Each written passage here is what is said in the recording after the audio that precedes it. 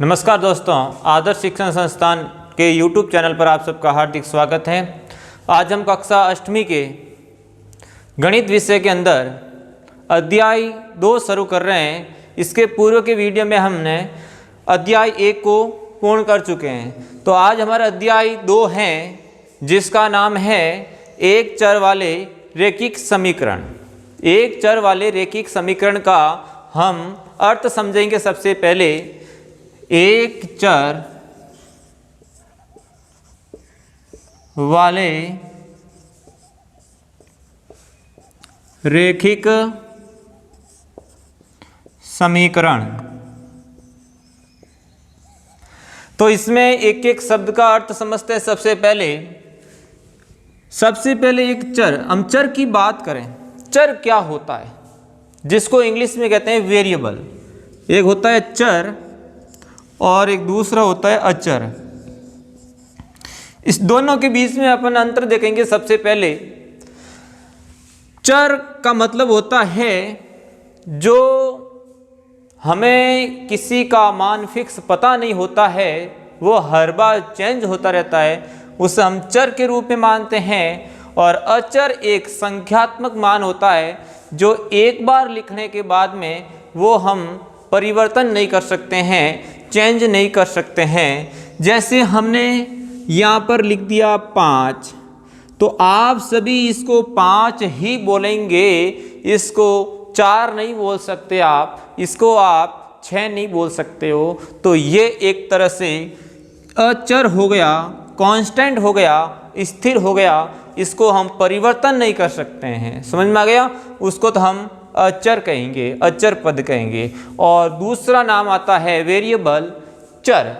चर के लिए हम बात करें कि मैंने राम को कुछ रुपए दिए। अब बताओ, कुछ रुपए दिए मैंने, क्या इस वाक्य में जो कुछ रुपए दिए वो फिक्स है या नहीं है? अब जब तक मैं टोटल रुपये नहीं बताऊं तब तक आप नहीं कह सकते, हम नहीं कह सकते हैं कि कितने रुपए दिए। तो मैंने इतना ही बोले कि कुछ रुपए दिए, राम को मैंने कुछ रुपए दिए। अब कुछ रुपए कितने भी हो सकते हैं कि 5 रुपये भी हो सकते हैं, 10 भी हो सकते हैं, 100 भी हो सकते हैं, 10 1 भी हो सकता है। कुछ का मतलब कुछ न कुछ वैल्यू जरूर है, लेकिन हमें पता नहीं है। तो इसको अपन किस रूप में निरूपित करेंगे? एक चर के रूप में निरूपित करेंगे। तो हम बताओ, प्रश्न के अंदर कोई भी हल करेंगे तो वहाँ पर ऐसे लिखेंगे हमने कि राम को कुछ रुपए दिए, तो ऐसे तो नहीं लिख सकते हैं। इसका कुछ नाम देना पड़ेगा कि मानते हम कोई भी चीज़ को, वो मानते इसलिए हैं कि उस मान को हमें पता करना है, उस मान को एक टेम्परली के रूप में हम कुछ मानते हैं। जैसे अंग्रेजी की वर्णमाला जो ए से लेकर जेड तक जो भी वर्ण होते हैं, वे सभी वेरिएबल के रूप में हम गणित विषय में यहाँ काम लेते हैं। तो हम लिखते हैं ना, माना राम के पास रुपए हैं बराबर x रुपए। तो x रुपए क्या है? एक तरीका चर है, एक तरीका वेरिएबल है। हमने माना है क्योंकि इसका मान निकालना है, हमें पता नहीं है, इसलिए हम किसी भी संख्या का मान पता नहीं होते हैं, हम उसको मानते हैं। तो वो किस रूप में? चर के रूप में लिखते हैं। हम लिखते हैं ना, राम, माना राम को रुपये दिए, तो हम क्या लिखते हैं? बराबर x रुपए। तो ये x क्या है? एक तरह का वेरिएबल है, हमें पता करना है, इसका मान पता नहीं है। तो ये क्या हो जाएगा? चर। और हम कोई भी, मैंने बोल दिया राम को मैंने 10 रुपए दिए, तो एक 10 फिक्स हो गया है, वो एक अचर के रूप में काम करेगा। तो ये हो गया हमारा चर और अचर। उसके बाद में अगला वर्ड है रैखिक। तो रैखिक नाम के बारे में हम जानते सबसे पहले। तो रैखिक का मतलब होता है ऐसे पद या जिसकी घात क्या होनी चाहिए? 1 होनी चाहिए। ऐसी समीकरण रैखिक समीकरण कहलाती है जिसमें चर की घात 1 होनी चाहिए। जैसे मैंने यहाँ पर चर का मतलब ए से लेकर जेड तक के कोई भी वर्ण हो सकता है, तो यहाँ मैंने ए लिख दिया। तो 1 की घात में यदि 1 कुछ भी नहीं है तो 1 ही है, तो ये रैखिक समीकरण कहलाएगा। जैसे x है तो x की पावर 1 लिख दी मैंने, तो ये रैखिक समीकरण कहलाएगा। ऐसे बीजीय व्यंजक जिसमें चर की घात 1 हो वह रैखिक समीकरण कहलाती है। रैखिक पद कहलाता है। तो रेखिक पद के लिए हमेशा अधिकतम घात 1 ही होनी चाहिए। जैसे मैंने लिख दिया X Y square X Y, तो मैंने ये 3 पद लिखे हैं। तीनों पदों के अंदर बताओ कौन सा रेखिक है और कौन सा द्विघातीय पद है, द्विघात समीकरण है, त्रिघात समीकरण है। बताओ इसमें चर की घात कितनी है?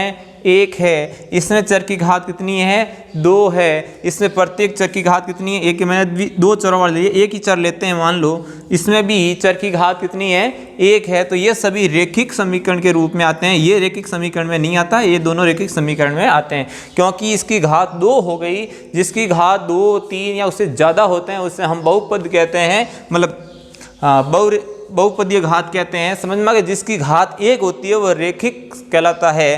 तो हमेशा ध्यान रखना, जिसकी पावर 1 हो, जिसकी घात 1 हो, x की घात 1 हो सकता है, y की घात 1 हो सकता है, z की घात 1 हो सकता है। जिसमें घात 1 हो या फिर घात लगाओ ही मत, कुछ भी घात नहीं है, मतलब वो पहले से एक घात वाला ही है, उससे हम क्या कहेंगे? रेखिक कहेंगे। उसके बाद अगला हमारा शब्द है समीकरण। किसे कहते हैं समीकरण? बताओ। तो समीकरण के लिए हमने आपने 7वीं क्लास के अंदर शायद पढ़ा होगा, 6ठी क्लास में भी पढ़ा होगा कि समीकरण के लिए क्या क्या शर्तें हैं। तो कौन बताएगा शर्तें? तो इसकी समीकरण के लिए हमें 2 शर्तें ध्यान रखनी है। पहली शर्त है कम से कम एक चर का होना आवश्यक है। एक चर का होना आवश्यक है। दूसरी शर्त यह है बराबर का चिन्ह होना जरूरी है। ठीक है ना? तो ये यदि 2 चीज़ किसी के अंदर आ रही है तो वह एक समीकरण के रूप में हम उसको कह सकते हैं। जैसे मुझे एक बात बताएं, मैंने ऐसा लिखा है 2x बराबर 1, तो बताओ ये एक समीकरण है या नहीं है? बिल्कुल है, क्योंकि हमारी दोनों शर्तें इसके अंदर पूरी हो रही है। एक चर का होना आवश्यक है। चर का मतलब ABCD की वर्णमाला होनी जरूरी है। यदि इसके अंदर अंग्रेजी वर्णमाला A से लेकर Z तक में नहीं है तो वह समीकरण नहीं है। तो बताओ इसके अंदर, बताओ चर के रूप में कौन विद्यमान है? x है। और दूसरी शर्त क्या, इसके अंदर बराबर है या नहीं है? बिल्कुल है। तो बताओ इसको हम समीकरण कहेंगे या नहीं कहेंगे? बिल्कुल ये समीकरण है। तो इस प्रकार इस पूरी लाइन का दिया अर्थ समझे, एक चर वाले रेखिक समीकरण। कहने का मतलब है चर एक ही यूज होगा। जो भी हम चर मानेंगे प्रश्न के अंदर, या तो x होगा तो पूरा में x ही होगा, y है तो पूरा में y ही होगा, z है तो पूरा में z ही होगा। मतलब एक ही प्रश्न में 2 चर कभी नहीं होंगे। उसके बाद में रेखिक समीकरण, जो भी वो समीकरण होगी उसके अंदर चर की घात कितनी होगी? 1 होगी। जैसे हम कोई भी एक उदाहरण ले लेते हैं इस पूरी समीकरण के लिए, 3x + 5 = 2। देखो इसके अंदर एक चर, बिल्कुल एक चर आ रहा है। रेखिक समीकरण x की घात 1 है, समीकरण आ रही है, बराबर भी आ रहा है। तो इस प्रकार ये हमें एक चर वाले रेखिक समीकरण का अर्थ हमने समझा है। उसके बाद में हम समझेंगे कि बीजीय व्यंजक क्या होते हैं और संख्यात्मक मान क्या होते हैं। तो देखें अगला बिंदु है हमारा संख्यात्मक मान और बीजीय व्यंजक।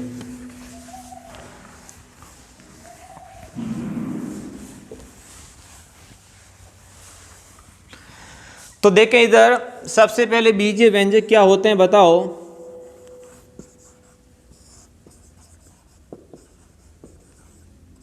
बीजीय व्यंजक से पहले हम लिखेंगे पद क्या होते हैं और हम पढ़ेंगे संख्यात्मक मान क्या होते हैं।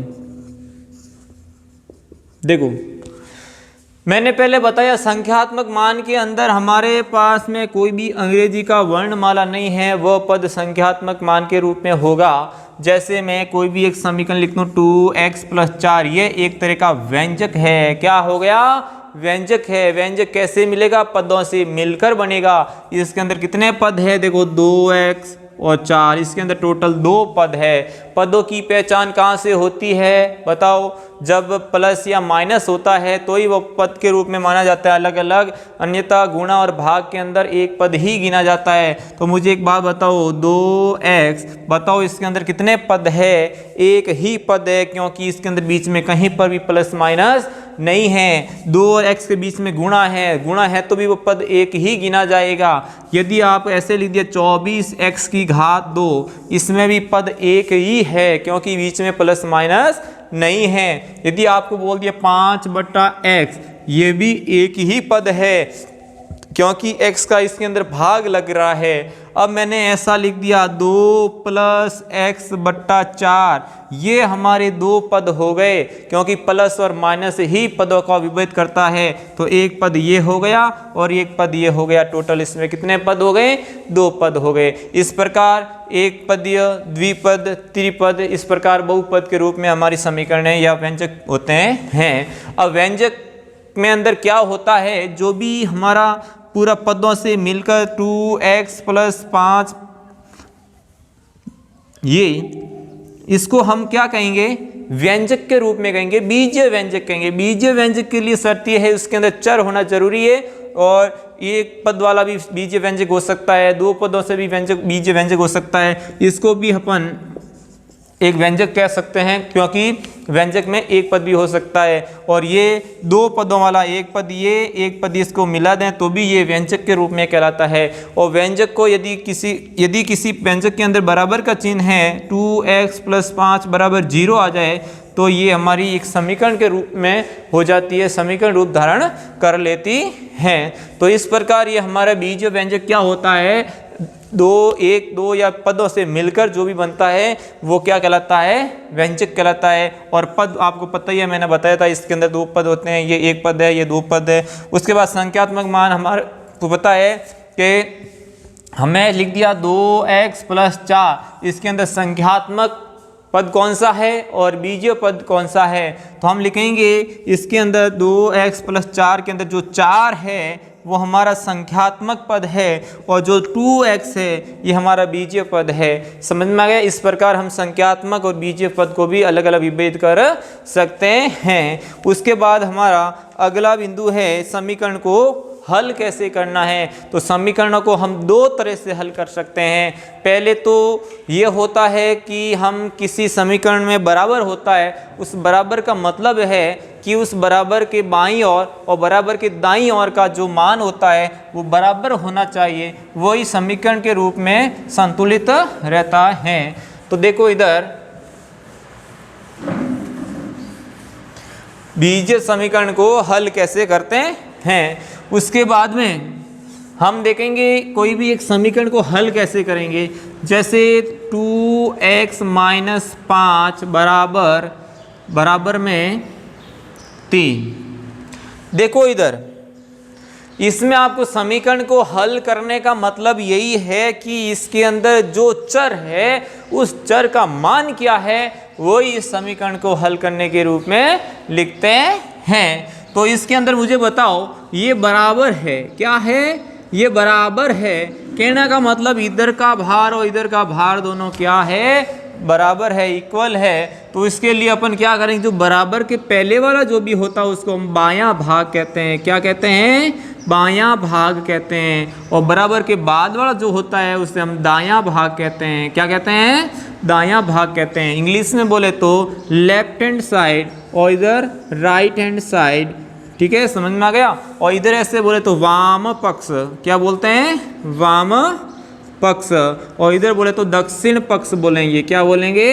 दक्षिण पक्ष। तो इसमें से आपको कोई भी याद कैसे भी रख सकते हैं कि left hand side, right hand side, और बायां भाग, दायां भाग, वाम पक्ष, दक्षिण पक्ष। यदि बायां और दायां दोनों भाग बराबर होते हैं तो उसको हम बीच में बराबर के चिन्ह से हम निरूपित करते हैं। अब यहाँ पर बराबर का चिन्ह है, कहने का मतलब इस पूरे का मान इस 3 के बराबर होना चाहिए। तो बताओ x की जगह मैं क्या रखूं। अब देखो x का मान हमें अभी तक फिर पता नहीं है क्या होगा, तो हम पता करेंगे, तो इसलिए इसको चर के रूप में हमें रखा है। तो बताओ x की जगह मैं क्या रखूं तो इस पूरे का हल 3 के बराबर आ जाए। तो बताओ सबसे पहले मैं x की जगह 0 रख दूं तो 2 इंटू 0, फिर माइनस के 5 घटाऊंगा तो 3 के बराबर आएगा क्या। देखो इसका मान तो पूरा 0 हो गया, 0 माइनस 5 बराबर -2। तो बताओ x का मान 0 हो सकता है क्या। यदि x का मान 0 होता है तो इसमें -2 आना चाहिए, लेकिन सामने क्या है 3 हैं। इसी प्रकार हम इसकी जगह 1 रख के देख ले, तो 1 रखेंगे तो 2 एकम 2, 2 में से -5 गए तो -3 बचते हैं, तो भी नहीं आएगा। इसी प्रकार ऐसा क्या रखें कि इसका आंसर 3 आ जाए। तो मैं यहाँ रखता हूँ x की जगह 4। क्या रखता हूँ 4, तो 2 इंटू एक्स की जगह 4, फिर उसमें से 5 घटाऊंगा।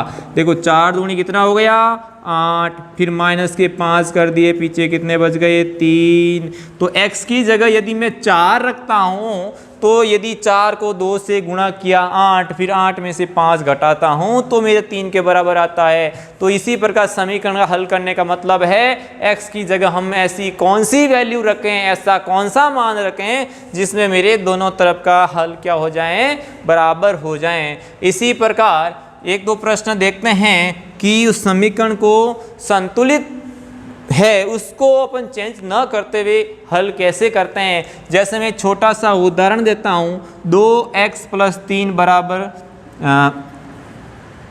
4। अब यहाँ से x का मान कैसे निकालेंगे। देखो सबसे पहले अपन ये करेंगे कि अपन को मान जिसका ज्ञात करना है उसको तो वैसे के वैसे रखेंगे, बाकी वाला को हटाना है। अब बताओ मुझे मान किसका ज्ञात करना है, x का ज्ञात करना है। और x का मान ज्ञात करने के लिए सबसे पहले मुझे इसको पूरे को रखना पड़ेगा, पहले 3 को हटाना पड़ेगा। यदि यहाँ से 3 हट जाए फिर 2 को हटाएंगे, फिर x का मान अकेला बच जाएगा। तो बताओ सबसे पहले मैं क्या करूँ कि मेरे यहाँ से 3 हट जाए। तो बताओ ये प्लस के 3 हैं, यदि मैं दोनों तरफ माइनस का 3 जोड़ दूं, दोनों तरफ में -3 लगा दूं, तो बताओ क्या हो जाएगा। दोनों पक्षों में ये 3 क्यों घटाया, क्योंकि ये प्लस का 3 के साथ -3 लाऊंगा तो +3 और -3 कट जाएगा और यहाँ पर ओनली 2x बच जाएगा। उसके बाद हम 2 को भी हटाएंगे। तो सबसे पहले दोनों पक्षों में 3 घटाने पर, क्यों घटाएंगे, क्यों यहाँ पहले से जुड़े हुए हैं। यदि मैं इस 3 को यहाँ से घटा दूंगा तो 3 में से 3 घट जाएगा। और दोनों पक्षों में समान संख्या जोड़ना, समान संख्या घटाना, समान संख्या से गुणा करना, समान संख्या से भाग दे सकते हैं। तो यहाँ पर सबसे पहले देखो 2x + का 3 -3 इधर भी कर दिया और -3 इधर भी कर दिया कि दोनों पक्षों में बराबर रखने के लिए दोनों पक्षों में बराबर जोड़ बाकी गुणा भाग करना है। यहाँ प्लस का 3 है तो माइनस का 3 किया, तो ये देखो +3 और -3 तो कट गया, पीछे यहाँ क्या बच गया 2x, और 4 में से 3 गया, पीछे क्या बच गया 1 बच गया। अब यहाँ से मुझे बताओ किसका हटाना है, 2 को हटाना है। पहले प्लस वाले को हटाएंगे, माइनस वाले को हटाएंगे, फिर गुणे वाले को हटाएंगे। समझ में आ गया।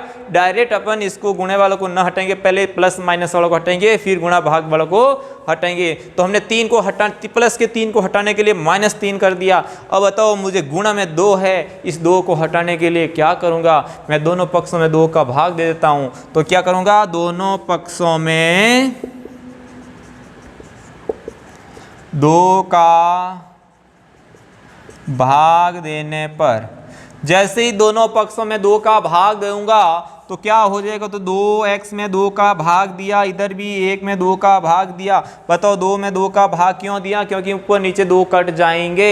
बताओ यहाँ पर क्या बच गया, x बराबर 1/2, यही मेरा x का मान आ गया। यदि आप x का मान यहाँ सोच कर लिखते हो 4 कब आता है, उससे अच्छा हम ऐसे हल करते हैं तो भी x का मान आ जाता है। और यदि हमने ये प्रश्न किया है इसको भी ऐसे कैसे हल करते हो तो भी x का मान हमारे पास कितना आएगा, ये हमने जो सोचा था कि 4 लिखना है। तो देख लेते हैं इस प्रश्न को भी। 2x - 5 बराबर 3। तो सबसे पहले हमें ये काम करना है, जिस तरफ चर है उस तरफ वाली बाकी सभी संख्या को हटाना है। तो बताओ पहले 2 हटाएंगे या 5, पहले 5 हटाएंगे। तो माइनस के 5 हटाने के लिए मुझे प्लस के 5 जोड़ने पड़ेंगे। तो दोनों पक्षों में दोनों पक्षों में 5 जोड़ने पर, क्यों 5 माइनस पहले से हुए हुए हैं तो हम 5 जोड़ने पर, जुड़े हुए हैं तो घटाएंगे, घटे हुए तो जोड़ेंगे।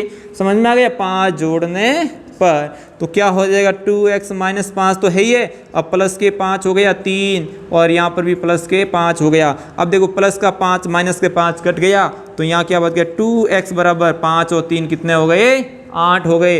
अब बताओ मुझे यहाँ से 2 हटाने के लिए, जब 2 गुणा में हैं तो उसी संख्या का भाग कर दो, जब भाग में है तो उसी संख्या से गुणा कर दो, जब प्लस में है उसी संख्या को माइनस कर दो, जब माइनस में है उसी संख्या को प्लस कर दो। ये दोनों पक्षों में होना चाहिए। अब बताओ दोनों पक्षों में क्या करूँगा, दोनों पक्षों में 2 का भाग देने पर, 2 का भाग देने पर क्या हो जाएगा, दोनों पक्षों में 2 का भाग दूंगा और इधर भी मैं 2 का भाग दूंगा। बताओ 2 का भाग इसलिए दिया क्योंकि ऊपर वाला 2 नीचे वाला 2 से क्या हो जाए, कट जाएं। तो यहाँ अकेला x बच जाएगा, 8 में 2 का भाग दिया 4 तो हमारा x का मान क्या आ गया, 4। और हमने अभी थोड़ी देर पहले सोच कर भी 4 लिखा था, और हमें सोच कर ना लिखकर इस तरह हमें x का मान निकालना, इसे ही हम समीकरण को हल करना कहते हैं। तो इस प्रकार हम समीकरण को हल करेंगे।